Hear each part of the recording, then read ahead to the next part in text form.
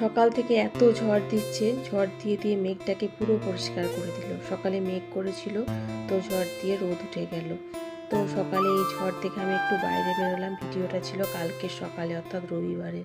এত ব্যস্ততার কারণে ভিডিওটা কোনো মতে পোস্ট করতে সময় পাইনি, তাই আজকে করলাম। ফুলগুলো দেখো বৃষ্টির জলে কি সুন্দর আবার একটা দুটো ফুটতে শুরু করছে। আর এই গাছটা তো তোমাদের দেখিয়েছি, সেদিন নিয়ে এসেছিলাম। তো বাড়ি এসে 1 কাপ চা বানালাম। তো বাইরে থেকে বেশ ভালোই লাগলো। তারপর আমি হচ্ছে মেশিনটা চালিয়ে এসেছি। আর ঘরের রবিবারে প্রচুর কাজ থাকে সকাল দিকে, সেই সব কাজ করে একটু চা খেয়ে তারপর হচ্ছে রান্না বসাতে যাব। তো বাইরে ভাবছি যে এত ঝড় উঠলো, আবার না বৃষ্টি শুরু হয়, তো কাপড় জামাগুলো তো মেশিনে দিলাম, সেইটাই বসে বসে চিন্তা করছি। তো মেয়ের ঘরটা দেখো গুছিয়ে দিয়েছি। ঘরে পড়ার বইয়ের থেকে পুতুলপত্র বেশি, মানে এখনও এগুলো ভালো লাগে, আর কি বলবো বলো। তো রবিবারের বাজার চলে এসছে, চিকেন আর মাছটা তো আগের দিনেরই আছে, চিংড়ি মাছ, এগুলো সবই রেখে দেবো, আজ করবো না, অন্যদিন করব।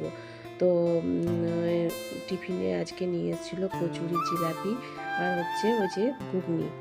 তো ওইটা খেয়ে তারপর রান্না বসাতে গেলাম। তো আজকে উচ্ছে দিয়ে, কুমড়ো দিয়ে, ডাঁটা দিয়ে একটা ওই সবজি বানাবো।